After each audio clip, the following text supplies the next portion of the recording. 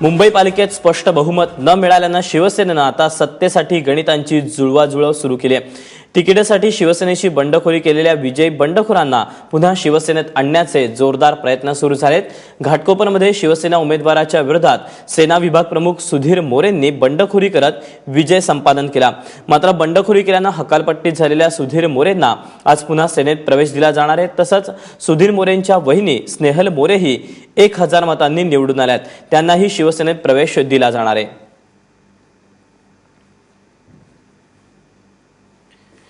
या सगळ्या संदर्भात अधिक माहिती देण्यासाठी ऋत्विक भालेकर आमचे प्रतिनिधी आपल्या सोबत आहेत। ऋत्विक, आपण बघितलं की सत्तेसाठी आता जुळवाजुळव करण्याचे शिवसेनेने प्रयत्न सुरू केलेले आहेत। जे बंडखोर आहेत त्यांना पुन्हा शिवसेनेत आणण्याचे प्रयत्न केले जात आहेत। यासोबतच मुंबईच्या निकालाचं आज वैशिष्ट्य काय सांगशील?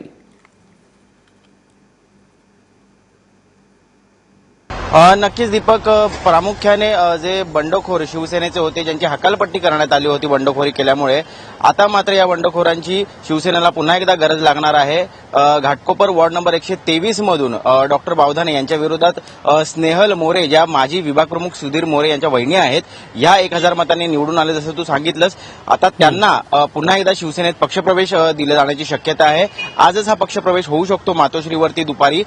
याबाबत बोलणी सुरू आहेत। जे बंडखोर बाहेर गेले होते त्यांना पुन्हा स्वगृही परतण्यासाठी आता शिवसेनेकडनं विचारण्यात येते आणि पुन्हा एकदा असे 2 अपक्ष बंडखोर आहेत जे निवडून आलेल्या शिवसेनेतनं। टोटल 4 आहेत, त्यापैकी 2 जर शिवसेनेमध्ये आले तर निश्चित हा 84 आकडा 86 वर जाऊ शकतो आणि पुन्हा एकदा जी मतांची जुळवाजुळव करायची आहे महापौर पदासाठी, त्यासाठी फार मदत होऊ शकते। प्रामुख्याने आपण जर महापौर बसवण्याची जी प्रोसिजर आहे ती लक्षात घेतली तर जी आता आपल्याला संख्या दिसते भाजपची आणि शिवसेनेची, शिवसेना निश्चित 2 संख्येने जास्त असेल, परंतु अर्ज हा दोन्हीकडनं भरला जाईल। शिवसेना आणि भाजप साधारण 8 ते 9 मार्च दरम्यान महापौर बसवण्याची तारीख आहे, त्याच्या आधी या सगळ्या घडामोडी होणार आहेत। दीपक, प्रामुख्याने जे 31 जागा काँग्रेसनी पटकावलेल्या आहेत, या भूमिकेत आता काँग्रेस असणार आहे की काँग्रेस किंगमेकर ठरणार आहे। या सगळ्यामध्ये शक्यता वर्तवली जाते की काँग्रेस आणि शिवसेना हे एकमेकांच्या संपर्कात आहेत।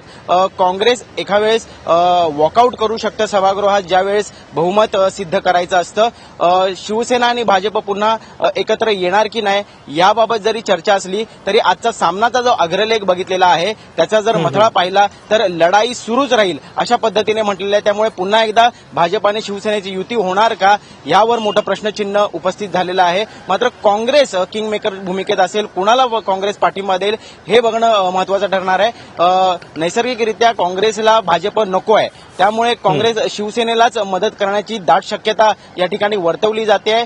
काँग्रेस हे वॉकआउट करू शकतं आणि त्यानंतर सभागृहात फ्लोअरवरती जी संख्या असेल या संख्येनुसार जो जास्तीत जास्त आपले जे उमेदवार आहेत हे सिद्ध करेल त्याचाच महापौर बसेल।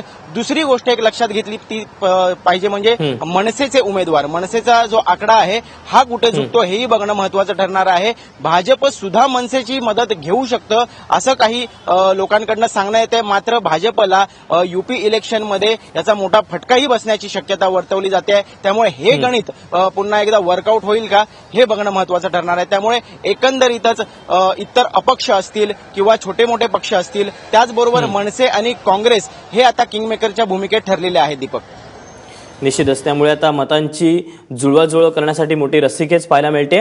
दरम्यान ऋत्वीच्या मुंबईचे जे सगळे निकाल लागलेले आहेत याचं वैशिष्ट्य नेमकं काय सांगशील अगदी थोडक्यात?